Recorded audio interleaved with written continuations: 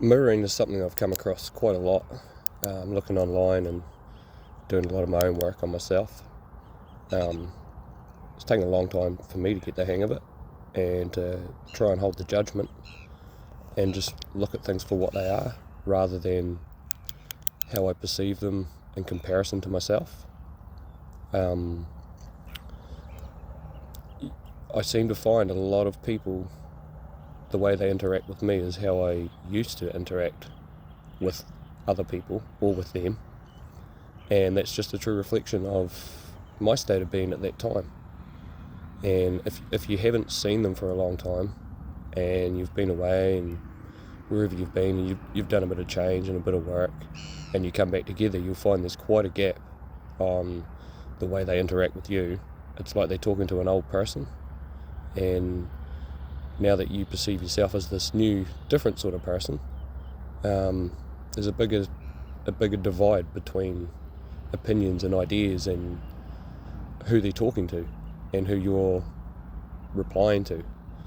But that's just a reflection of a current state of them and a current state of you, reflecting back and forwards to each other. And well, once you realise that, you can sort of see where they're coming from, why they think the way they do about you, why they place you in a certain position, why they have ideas of who you are and what you should be,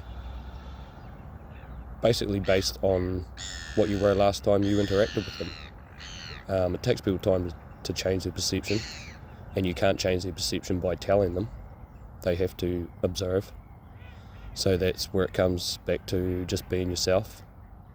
And if they really want to resonate enough, they will see you for who you are now, in the moment, rather than trying to revert back to who you used to be and what they used to know of you.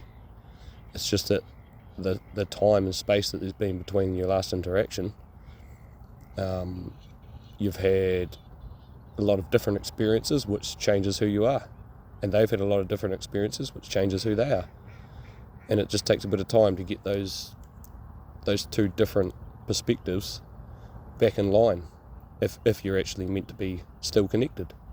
And then sometimes the divide's too big and you can't pull it back into line where you can resonate enough with each other and have enough stuff in common, because it's like a tree branch, you've headed off in different directions, and there's not many tree branches that actually come back together and join at the top. So you've got to put yourself in a position where you can understand why they think the way they do. It doesn't have to be right or wrong, but just to understand it and see their perspective and why their perspective of you hasn't changed. And that's because you haven't been around each other for a while, and for someone's perspective of you to change, they have to see the change. They have to see who you are rather than have you tell them who you are. And the more you push and tell them who you are, the harder they'll push back and deny it, because what's set in their mind is true for them. They just haven't observed any difference yet. So it takes a bit of time for them to observe more, and it's just a matter of whether you're both willing to put in that time and you're both open-minded enough to observe that time and just let it be, and be open enough to change what you see and release what you think, which are two very different things. I've found it hard going backwards and forwards between people over the past couple of years, from who I was distinctly a couple of years ago, which I recognise quite quickly when I go back to other people from that time frame, to who I am now, or who I believe I am now, or know I am now. And initially I was sort of trying to enforce the fact that I'd changed, whereas that doesn't really work very well. You need to just be yourself, accept yourself, and if you accept yourself, they will accept you, but you need to be confident in who you are and not let their older perspective and your perspective, but for them it's still a current perspective because they haven't seen any difference yet. So just allow that time for change, and if it doesn't work, it doesn't work. Sometimes it's just time to move on. People can still offer you a reflection of yourself, but sometimes it's like a reflection of you from a different time zone, from a different timeline that's no longer there. It's just what they have in their memory, and memory can be very deceiving, especially compared to living in the moment. So just try and stay in the moment, observe what's going on, observe where their perspective comes from, have some understanding for it rather than trying to change it. And if they're willing to, and if they want to be in your life enough, and you want to be around them enough, they will observe you as you are now.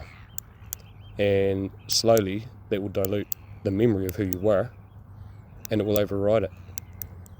But it does take a lot of work and a lot of time, and it can be hard around groups of people too.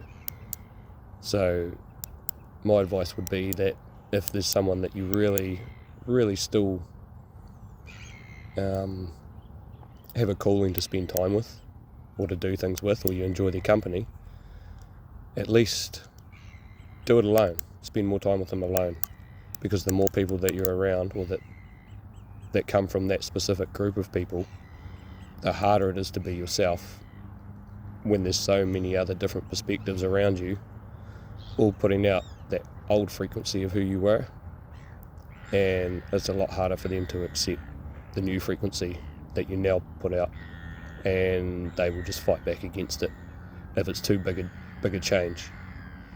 So you just need to slowly bring the perspectives together, slowly let them realise that you have changed. But some people won't realise that. Some people don't want to realise that because they don't want to move forward, and they're happy with where they were, where their life is, and where they are, which is also fine. But if it's not fine for you, then don't let it be enforced on you. You can only enforce on yourself what you want to believe and who you want to be, and just let others make up their own mind.